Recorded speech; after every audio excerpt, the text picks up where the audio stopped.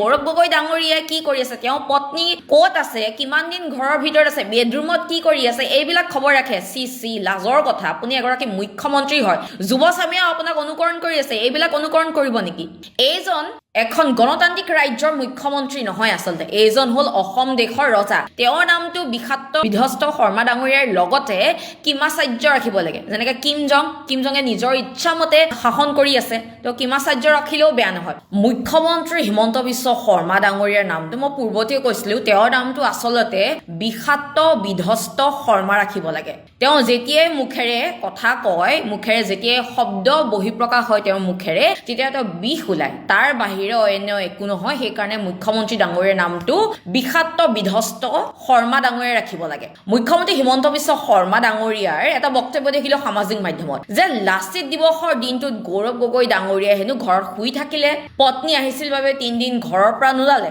এতিয়া মুখ্যমন্ত্ৰী হিমন্ত বিশ্ব শৰ্মা ডাঙৰীয়া, আপোনাক সুধিব বিচাৰিছো, গোটেই অসমত 108 এম্বুলেন্সৰ কৰ্মচাৰীসকলে প্ৰতিবাদ কৰি আছে, সচলত প্ৰতিবাদ কৰি আছে। আজি কাঁহী বাতি লৈ পেলাই তেওঁলোকে প্ৰতিবাদ সাব্যস্ত কৰি আছে, ইনডেফিনিট টাইমৰ কাৰণে তেওঁলোকে প্ৰতিবাদ কৰি আছে। আপুনি সেইবোৰ দেখা নাপায়, আপুনি কেৱল কংগ্ৰেছে কি কৰি আছে, কংগ্ৰেছৰ ভিতৰ চৰাত কি হৈ আছে, গৌৰৱ গগৈ ডাঙৰীয়া ক'ত গৈছে, গৌৰৱ গগৈ ডাঙৰীয়া কি কৰি আছে, গৌৰৱ গগৈ ডাঙৰীয়া লাচিত দিৱসৰ দিনা ঘৰৰ বাহিৰলৈ ওলাইছিল নে নাই ওলাই, তেওঁ পত্নী ক'ত আছে, তেওঁ বেডৰুমতে আছে নে, তেওঁ কি কৰি আছে। তাৰ পিছত আমাৰ ভূপেন বৰা ডাঙৰীয়া, গৌৰৱ গগৈ ডাঙৰীয়া কি কথা পাতিছে, ৰাহুল গান্ধী ডাঙৰীয়াই কি কথা পাতিছে, ক্ল'জ ড'ৰ মিটিঙত কি হৈছে, অসমত আহি ৰাহুল গান্ধী ডাঙৰীয়াই কি ভাষণ দিব, এইবিলাক খবৰ ৰাখিবলৈ 3,40,00,000 জনতাই আপোনাৰ মুখ্যমন্ত্ৰী পাতিছিলে নেকি? আপুনিতো সময়ে সময়ে নিজক প্ৰকাশ কৰি আহিছে যে আপুনি মুখ্যমন্ত্ৰী নহয়। প্ৰথমতে গেলামালৰ দোকানী হ'ল, মিঠাতেলৰ কথা কৈয়ে থাকে, যেতিয়াই দেখো মিঠাতেল নিমখ দালিৰ কথা। তাৰ পিছত আহিলে আপুনি কোনে কেইটা ল'ৰা ছোৱালী জন্ম দিব,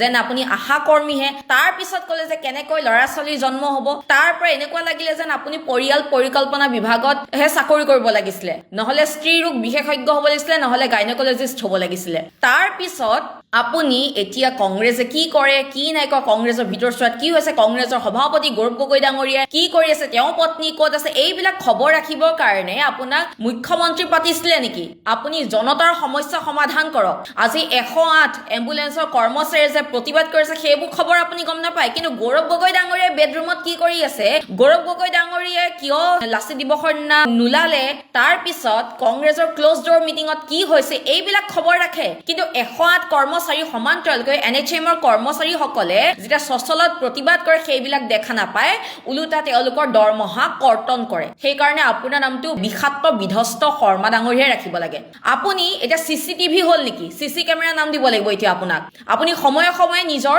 বিভিন্ন ধৰণৰ চৰিত্ৰ বহিঃপ্ৰকাশ দেখুৱাই আহিছে ৰাইজক। আপুনি মুখ্যমন্ত্ৰী হয়, সাংবিধানিক পদত আছে, আপুনি নিজৰ চকীখনৰ সন্মান ৰাখক। এইবিলাকৰ কাৰণে আপোনাৰ মুখ্যমন্ত্ৰী বনোৱা নাই। জনতাৰ সমস্যা সমাধান কৰক। আজি 108 এম্বুলেন্সৰ কৰ্মচাৰীসকলে প্ৰতিবাদ কৰিছে, সেইবোৰ কিন্তু খবৰ নাপায়। সিংহাল ডাঙৰীয়াই ট্ৰাইবেল বেল্ট এণ্ড ব্লকৰ মাতিলে আছে, সেইবোৰ কিন্তু গম নাপায়। আপুনি কি কৈছিলে মই গম নাপাওঁ, খবৰ মই এই বিষয়ে নাজানো। কিন্তু কংগ্ৰেছৰ ভিতৰত কি হৈ আছে, গৌৰৱ গগৈ ডাঙৰীয়াই কি কৰি আছে, তেওঁৰ পত্নী ক'ত আছে, কিমান দিন ঘৰৰ ভিতৰত আছে, বেডৰুমত কি কৰি আছে, এইবিলাক খবৰ ৰাখে। চি লাজৰ কথা, আপুনি এগৰাকী মুখ্যমন্ত্ৰী হয়, যুৱচামেও আপোনাক অনুকৰণ কৰি আছে, এইবিলাক অনুকৰণ কৰিব নেকি? এইজন এখন গণতান্ত্ৰিক ৰাজ্যৰ মুখ্যমন্ত্ৰী নহয়, আচলতে এইজন হ'ল অসম দেশৰ ৰজা। তেওঁ যি মন যায় তাকে কৰে, তেওঁ ৰাতি যোনটো সপোন দেখে ৰাতিপুৱা তেওঁ সেইটো পূৰণ কৰে। আজি 108 কৰ্মচাৰীসকলে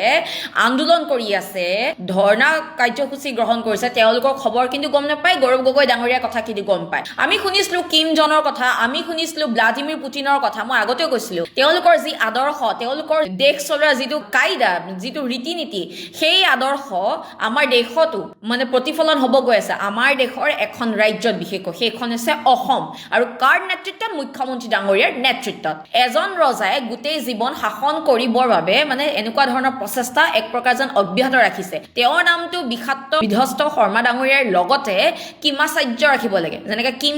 কিম জঙে নিজৰ ইচ্ছামতে শাসন কৰি আছে, তেওঁ কিমাচাৰ্য ৰাখিলেও বেয়া নহয়। 108 কৰ্মচাৰীসকলে যেতিয়া প্ৰতিবাদ কৰি আছিলে, মুখ্যমন্ত্ৰী ডাঙৰীয়াই এটা ষ্টেটমেণ্ট দিছিলে, তেওঁ কৈছিলে যে আন্দোলন হ'লেতো আলোচনা নহয়, আৰু আমি ইলেকশ্যন খেলিম আৰু ইলেকশ্যনত আমাক হৰুৱাই দিলেই হ'ল ইলেকশ্যনৰ আগত আন্দোলন কৰিলে আমি কাৰ লগত কি কথা পাতিম গাড়ী নচলালে ইমান অসমত নিবনুৱা আছে তেওঁলোকে বেলেগে চলাব এতিয়া কথা হৈছে যে তেওঁলোকে কৈছে যে ইলেকশ্যনত আমাক হেৰুৱাই দিলেই হ'ল 108 কৰ্মচাৰীয়ে মানে ভোট নিদিলেই হ'ল আপুনি তথা আপোনাৰ চৰকাৰখনে এনে ধৰণৰ কথা এইটো কাৰণে কৈছে কাৰণ আপোনালোকে ভ্ৰাম্যমান ভোটাৰ আনিবতো বেলেগ ৰাজ্যৰ পৰা এতিয়া আহি পেলাই অসমত ভোট দিব সেইটো কাৰণে আপোনালোকৰ অহংকাৰ হৈছে সেই কাৰণে কৈছে যে 108 কৰ্মচাৰীয়ে ভোট নিদিলেও কথা নাই আমাক হৰুৱাই দিলেও কথা নাই 2 নম্বৰ আপুনি কৈছে যে আমাৰ ৰাজ্যত ইমান নিবনুৱা আছে তেওঁলোকে কাম কৰিব মানে আপুনি নিজে স্বীকাৰ কৰিলে যে অসমত নিবনুৱা সমস্যা এতিয়াও আছে নিবনুৱা অসমত এতিয়াও আছে নিবনুৱা সমস্যা আপোনাৰ নেতৃত্বত আপোনাৰ দিনত এতিয়ালৈকে সমাধান হোৱা নাই আপুনি যে এজন বিফল মুখ্যমন্ত্ৰী আপোনাৰ নিজৰ বক্তব্যতে প্ৰকাশ পালে আপুনি নিজেই ক'লে যে 108 কৰ্মচাৰীসকলে যদি গাড়ী নচলায় তেনেহলে আমাৰ ইয়াত নিবনুৱা বহুত ল'ৰা আছে তেওঁলোকে চলাব তেওঁলোকক আমি নিযুক্তি দিম ঠিক আছে এইটো কথা মানি ললো যে তেওঁলোকক নতুনকৈ আকৌ ল'ৰাক নিযুক্তি দিব কিন্তু এইটো সমস্যাৰ সমাধান নেকি সেই নতুন যিসকলক নিযুক্তি দিব তেওঁলোকেওতো আকৌ 5-6 মাহৰ পিছত আকৌ আন্দোলন কৰিব দৰমহা বৃদ্ধিৰ বাবে তেওঁলোককো সেইটো ক'ব নেকি আপোনালোকে এইখন চৰকাৰে সমস্যাটো সমাধান কিয় নকৰে 17 বছৰ বয়সত যদি আপোনাৰ সন্তানে 18-19টা কোম্পানীৰ মালিক হ'ব পাৰে তেন্তে 17 বছৰ 108 কৰ্মচাৰীসকলৰ এই যিসমূহ তেওঁলোকৰ সমস্যা আছে তেওঁলোকৰ যিসমূহ দাবী আছে এইবিলাক কিয় সমাধান নকৰিলে যাৰ বাবে এওঁলোকক আন্দোলন কৰিবলৈ বাধ্য কৰাইছে আপোনালোকে আৰু এনে ধৰণৰ মন্তব্য দিছে যে এওঁলোকে কাম নকৰিলে না ভোট নিদিলেও নাই ভোটটো বাহিৰৰ মানুহ আহি দিব সেইকাৰণে এনে ধৰণৰ কথা কৈছে নিবনুৱাসকলক যদি এংগেজ কৰে ভাল কথা কিন্তু তেওঁলোকেওতো আন্দোলন কৰিব তাৰপিছত তেওঁলোককো অতৰাব নেকি স্থায়ী সমাধান এটা কিয় নকৰে আপুনি যি ধৰণে এতিয়া কাৰু কাৰ্য কৰিছে ইয়াকে কয় যে ক্ষমতা মোগল সাম্ৰাজ্যৰ সম্ৰাট যেনেকৈ ঔৰংজেবৰ কাৰ্যকালত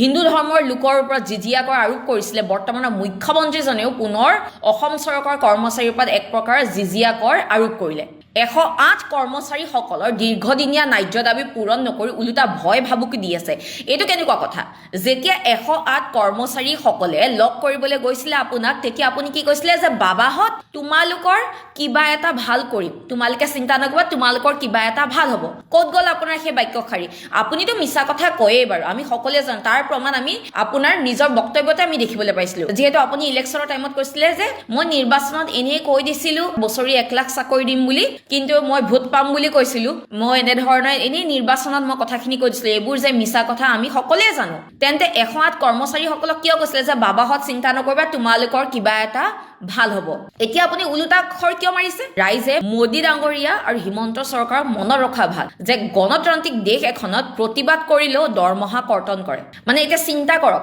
গণতন্ত্ৰ বোলা কথাটোৰ কিবা মূল্য আছে নে ৰাজতন্ত্ৰ চলাই আছে মুখ্যমন্ত্ৰী ডাঙৰীয়া 108 ইমাৰ্জেন্সি সেৱাটো অসমৰ ৰাইজৰ বাবে এক অত্যাৱশ্যকীয় জৰুৰীকালীন সেৱা হয় তেওঁলোকে 2008 চনৰ পৰা অহৰহভাৱে দিনৰাতি একাকাৰ কৰি ৰাইজৰ বাবে সেৱা আগবঢ়াই আহিছে কিন্তু তাৰ পৰিপ্ৰেক্ষিতত এই 3000 কৰ্মচাৰীৰ বাবে চৰকাৰে একো ভাল পদক্ষেপ গ্ৰহণ কৰা নাই তেওঁলোকে পাবলগীয়া পাৰিশ্ৰমিকখিনিও দিয়া নাই যাৰ ফলত তেওঁলোকৰ পৰিয়াল পোহপাল দিয়া যথেষ্ট কষ্টদায়ক হৈ পৰিছে 17 বছৰে এওঁলোকৰ সমস্যা সমাধান নকৰিলে কিন্তু 17 বছৰত এটা ল'ৰা 18-19টা কোম্পানীৰ মালিক হৈ যায় এতিয়া মুখ্যমন্ত্ৰী ডাঙৰীয়া গৌৰৱ গগৈ ডাঙৰীয়া কি কৰি আছে বেডৰুমত তেওঁৰ পত্নী কেতিয়া আহিলে কিমান দিন থাকিলে আৰু লগতে ৰাহুল গান্ধী ডাঙৰীয়াৰ লগত ক্লোজ ডোৰ কি মিটিং হৈছিলে এইবিলাক খবৰ ৰাখিবলৈ বাদ দিয়ক এইবিলাকৰ কাৰণে মুখ্যমন্ত্ৰী বনোৱা নাই 108 এম্বুলেন্স কৰ্মচাৰী যে প্ৰতিবাদ কৰি আছে NHMৰ কৰ্মচাৰীসকলে যে প্ৰতিবাদ কৰি আছে এইবিলাক খবৰ ৰাখক এইবিলাকৰ কাৰণে আপোনাৰ মুখ্যমন্ত্ৰী বেচা সমস্যা সমাধানৰ কাৰণে